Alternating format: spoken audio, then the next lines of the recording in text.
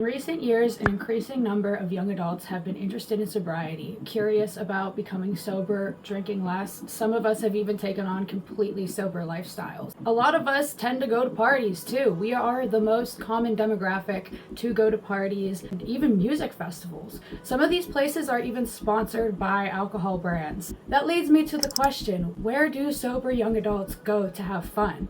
And furthermore, can sober people still go to these kinds of events with multiple triggers surrounding them and still have fun?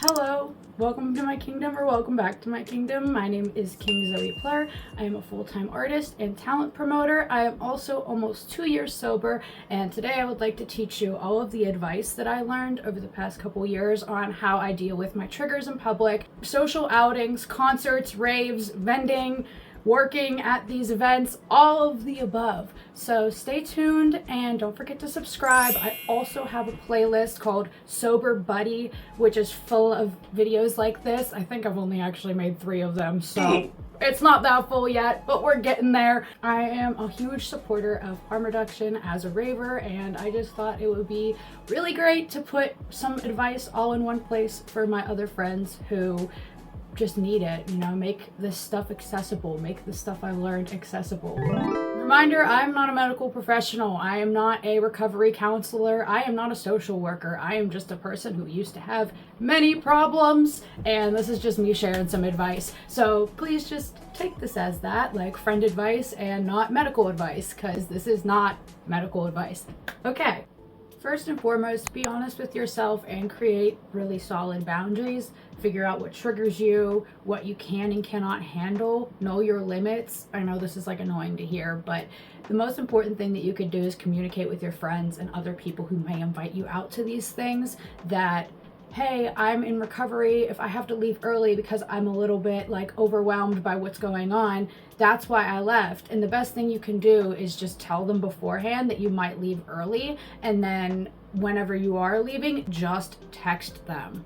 Okay? Don't try to find them and tell them you need to go if you're about to have a panic attack or you're getting a little bit overstimulated or triggered. Your safety is the most important thing at hand. So just text your friend, hey, I'm leaving. You can always tell them that you're on your way home and you are safe or whatever, but you don't have to go find them, because I'm a big firm believer in Irish goodbyes are the best, because just get me the crap out of here. Like, I don't want to be here anymore. So don't keep yourself in a situation that you do not want to be in. So then there are going to be moments when there are big parties that you actually kind of have to attend, like weddings, birthday parties, engagement parties. I don't know, what do people get really messed up at? A lot of the times I like to make myself a compromise, especially when it's a big event like that, where I'm like, I'll attend half of it, or I'll only attend the parts that don't involve drinking or substances, because I go to a lot of like raves and stuff like that. I sell art at raves, I work at bars all the time. So most of the time I'm distracted enough, and I keep that in my mind that, hey, I'll be distracted enough and this is fine. But it can be a hard decision to make, to figure out if you want to go or not, or if you don't even want to put yourself in that situation. So things that I like to focus on before I decide if I'm going to go to an event or not is like the reason why I'm there, which a lot of the times is to have fun, first and foremost, be there for my friend, and then just experience the moment, be present, focus on those reasons. And if you don't feel passionate about going, then you don't have to. Or if you feel like something might trigger you, then you don't have to. But if you decide like, hey, this is actually gonna be really fun and I think I can handle it, then you move on to your next step. And my next step, whenever I'm figuring out if I want to go to an event or not, is like, where are the exits? And I know that's like crazy. It's like, oh yeah, I want to go to this, I'm gonna have a great time, how the hell do I get out of here? But that's where my brain goes. So what I usually do is I'll Google a venue before I go to that venue, unless I've been there before or know friends who have been there. If I know friends who have been there, I'll just ask my friend about it. But if I can get their Google or their website even, sometimes there will be a bunch of pictures of the inside of the venue where you can kind of map out from the beginning of the venue to the outside if there's other exits, if there's other ways for you to get out, where the bathrooms are even. I've even gone as far as to find the club photographer go to their page, like Instagram and Facebook, and look through their pictures and try to pinpoint if I can find the inside of the venue. That is how far I go to make sure I'm comfortable being in a space, because your comfortability and safety is the most important thing. And if you have a moment where you're a little overwhelmed, it's great to know where an exit or even outside for a moment, because you don't have to straight up leave. Most of the time, whenever I get overwhelmed, a quick stop in the bathroom with my friends or going outside with someone literally helps me so much, and I'm able to get back in there and dance and have fun. After I figure out where are the exits, where is the bathroom, smoking section, yes or no, how's the parking, once I figured out all of that base level stuff, I figure out what kind of crowd might be there, what kind of music's gonna play, who is selling artwork there, who's performing. Like, is this gonna be super packed? Is this gonna be just like 30 people in a sports bar? Once you know that, that will literally take down so much of your pre-show jitters and just feeling like something bad's gonna happen. I like to stick to more like under the 250 range of people whenever I'm going to an event. My local like big place where it fits like 3,000 people is like Stage AE and like the Rex. Wait, that doesn't exist anymore. I meant the Roxy, and I haven't been to Enclave yet, so just don't mind me. I don't go to those events, okay? I don't go to big events. I stick to my little sports bars, my little DIY punk venues, because that's what I know I can handle. The crowd in attendance is actually really important. Another thing I try to do is find events that are heavily focused in niches and activities, because that way you will be so distracted that you won't really be thinking about doing something, or you won't be triggered as much. If you're stimulated in a way where your brain doesn't have time to wander, then you're usually fine. For me, this is dancing. For other people, it could be like a trivia night, drag bingo, regular bingo, karaoke, a game night at a board game cafe lounge thing. There's so many options for especially people who live in walkable cities. I do not live in a walkable city. I play video games. My next tip is to create core friendships and support systems. This one might be a little bit harder for some of us to do. I have pretty bad social anxiety and also pretty bad trauma with relationships and friendships in general, but I'm lucky right now to have a loving partner and 2 friends who are like super freaking supportive, and then a bunch of other acquaintances who have either gotten sober or just have helped me on my journey of sobriety just by being the awesome people that they are. It's really helpful to go to an event with somebody who you can communicate very easily about your boundaries and your triggers, and someone who knows your situation, so that in the case that you do get a little overwhelmed, they kind of know you and they can be like, hey, do you maybe need to get the frick out of here? Or like, do you need to go outside or something? Are you good, homie? And that has always been so helpful to me. I will never forget, I was at this event, I was at a concert like last year, maybe the year before. I don't know. I was with one of my closest friends, and they could tell I was getting extremely overwhelmed, and they just looked at me, hugged me, and I said, we got to get out of here.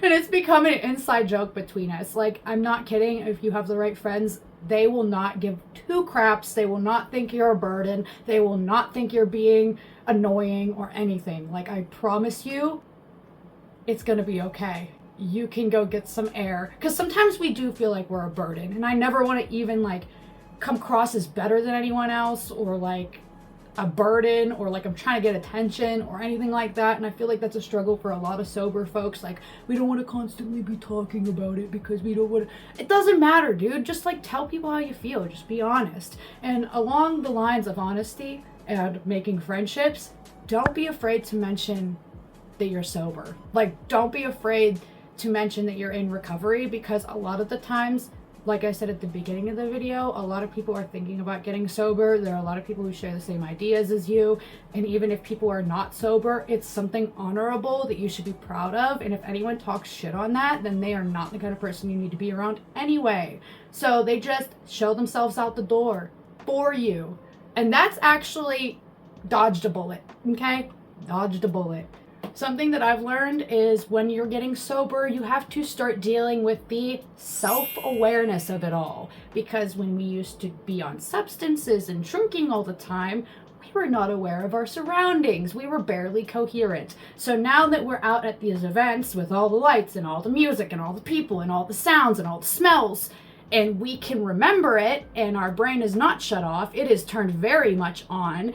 It's processing all of this, socializing, the art, the music, it's processing. And we didn't really get to process that kind of stuff before. So even though we're not hungover after an event, we might feel a little bit more exhausted after an event. I tend to feel extremely exhausted after I've socialized a lot or set up and packed down a vending table. Like if I've sold art that weekend and danced and socialized for multiple days in a row, which I literally just did 2 weeks ago, I can feel it for 2 weeks after. I seriously can. I usually feel like one event or like one party for like 3 days after, and that's without drugs or alcohol. So what I'm trying to get at is, you might be exhausted and be like, why am I so tired? Like, how the hell did I do this before? And the answer is, well, drugs.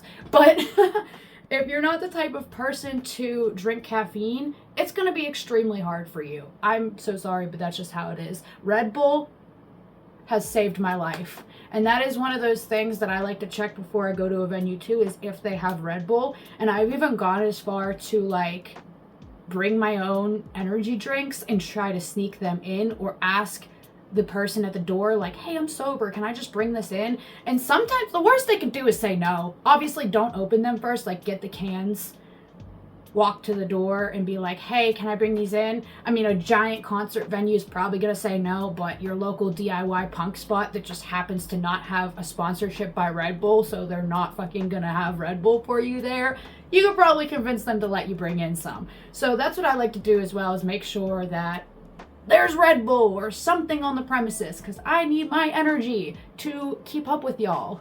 If you're not an extremely social person and you're like, why does this bitch keep acting like I can't be independent and just go to an event on my own? Dude, you could totally do that. Like, you could totally do that. I'm just an extremely social person who like needs to have a caretaker with me at all times. I'm also like super mentally unstable and will maybe have a panic attack. And I also can't drive yet. I'm learning. I've been learning for a couple months now. Side note, let me know if you want any like learning how to drive content, because I would totally make advice videos about that. Anywho, so if you are not a social person, you don't need to have somebody with you all the time. I just find it easier, but like, don't think I'm trying to act like you aren't independent. You are independent. If you can do that, that's totally fine. I'm just explaining what has worked for me. The next tip I have for y'all is being more goal-oriented with your finances. And this is also kind of like a personality thing.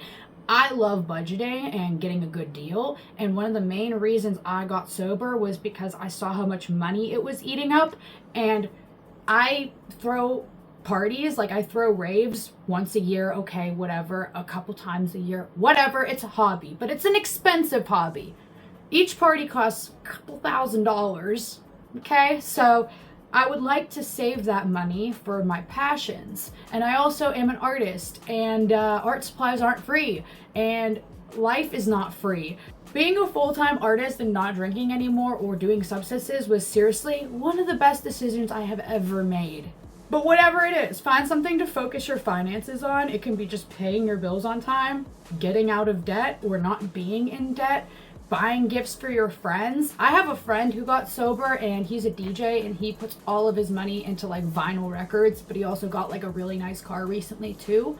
I have been putting my money into tattoos, so that really helps me because I freaking love having people's art on me all the time. Like, I wanted to focus spending my money locally with artists and other people who are super creative. So I try to get tattoos, prints, paintings, things that are art and music focused. Whatever brings you joy or something that you can really like be goal oriented with, like try to do that. Try to put your money elsewhere. And dude, going into your 20s and 30s without debt is seriously one of the best gifts you can give to yourself. I'm not freaking kidding. Like, I was lucky enough to catch myself before I did start getting into any kind of crazy debt. Like, I wasn't in debt yet, but I was struggling to pay bills, so to speak.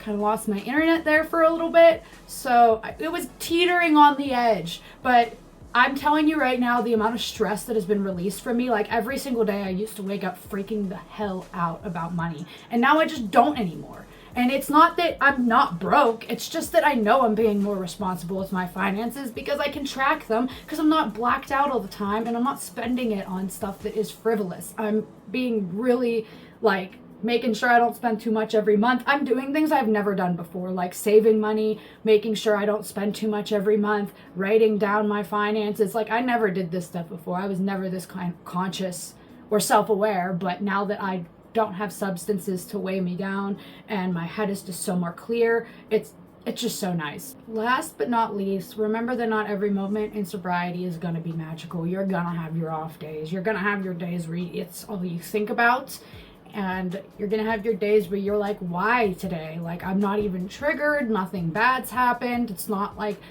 a traumatic date for me, and you're just gonna have bad thoughts, and that's okay. Just let those thoughts pass through you, cope with them, deal with them, learn how you're feeling, maybe try writing about it. I started writing again and I really enjoy it, just to process my feelings and feel the feeling rather than becoming the feeling. And I know that that's like a crazy mindfulness technique from like therapy and stuff, but like, seriously, being mindful of yourself and your feelings without letting that thing completely overtake you and turn into something way more than it needs to be when it's completely out of your control, just don't let that happen. Learn what is and is not in your control and be able to tell the difference between those things, because that has been so helpful for me, just realizing that not every day is going to be a good day and some days are amazing and I feel on top of the world, probably because I also have bipolar and mania, and that is a symptom of mania. But yeah, some days I just feel amazing. People always try to say that the fun stops in sobriety, but I'd like to argue that it actually gets way more fun because we can actually remember what we're doing and have the fun and be present in the moment and experience it. Yay! Being sober is being able to experience fun. So don't let anyone tell you you can't be fun anymore. Don't let anyone make you feel like you're a buzzkill. I mean, make it your personality. Who gives a crap? It's better than being mean to people online. I said what I said. Anyway, I love you guys so much. Thank you for watching. Thank you for existing. I'm gonna shameless plug for the end of this video. You can click off if you want. I love you and have a good day. Don't forget to shop my art on KingZoePlur.com. I have just launched 3 new blind boxes with a variety of artwork that is just all different themes. I got a kawaii one, I got a spooky one, I got a trippy one. Yeah, that's the word. And yeah, so I also have paintings and jewelry and bubble ones and all sorts of fun things on there. So make sure you check out KingZoePlur.com because I am a full-time artist and I edit these videos myself and I do like a lot of different creative things. You can follow me at Zoeplur on Instagram and also at KingsNewCraft on Instagram. And if you ever want to catch a party, I'm already planning my Valentine's event for this upcoming year in 2026. If you want to come to a party of mine, you can follow PLUR Kingdom Promo on Instagram, and all of my links will be below. I have all of my playlists organized and they are in the description box. I have Patreon, but I barely use it. I'm thinking about starting to make like more video content on there because I did have a couple videos on there and just nobody really subscribed to it, so I just stopped making videos for Patreon, but I'm thinking of trying again, so that might happen. Anyway, thank you for existing. Y'all are wonderful. Good luck on your sober journey. If you watched my stupid shameless promo, I love you. And yeah, you are awesome and I love you. Goodbye. Thank you for being here.